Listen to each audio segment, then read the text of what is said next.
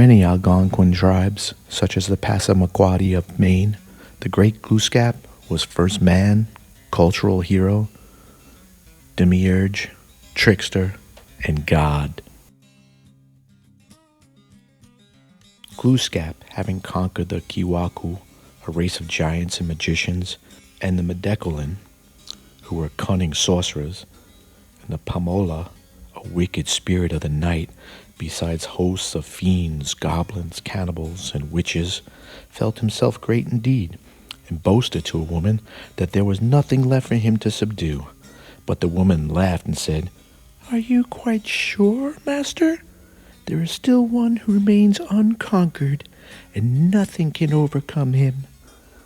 In some surprise, Glooscap inquired the name of this mighty one.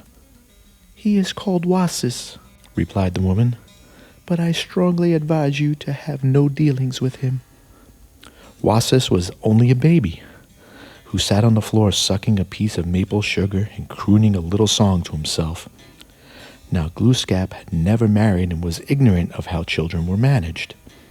But with perfect confidence, he smiled at the baby and asked it to come to him.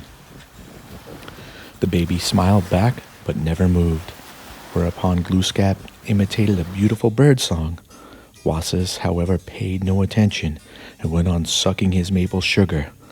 Unaccustomed to such treatment, Glooscap lashed into a rage and in terrible and threatening accents ordered Wasis to come to him at once.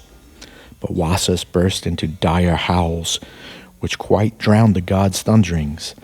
It would not budge for any threats. Glooscap, thoroughly aroused, summoned all his magical resources. He recited the most terrible spells, the most dreadful incantations. He sang the songs which raised the dead, and those which sent the devil scurrying to the nethermost depths. But Wasis merely smiled and looked a trifle bored. At last Glooscap rushed from the hut in despair, while Wasis, sitting on the floor, cried, "Goo goo." And to this day, the Indians say that when a baby says goo, he remembers the time he conquered the mighty Glooscap. Glooscap is a legendary figure in Algonquin mythology, particularly among the tribes within the Wabanaki Confederacy, including the Mi'kmaq, the Passamaquoddy, Penobscot, the Maliseet, and the Abenaki. He is a central cultural hero and a powerful supernatural being who plays a significant role in shaping the world, teaching valuable skills to humans, and maintaining harmony in nature. The stories of Glooscap vary among the different tribes, but there are common themes and attributes associated with him. He is often depicted as a powerful, wise, and benevolent figure who has a deep connection to both the natural world and humanity. He is considered a teacher and a protector, guiding humans and animals alike. Glooscap stories convey important cultural teachings, explaining the origins of certain natural features, behaviors, and traditions. One of his notable roles is in his involvement in the creation and shaping of the world. In some versions of the stories, he is responsible for creating landscapes, mountains, and bodies of water. His actions bring order and balance to the natural world, making it suitable for humans and animals.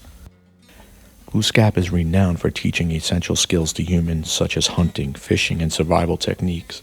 His teachings emphasize respect for nature, cooperation, and living in harmony with the environment.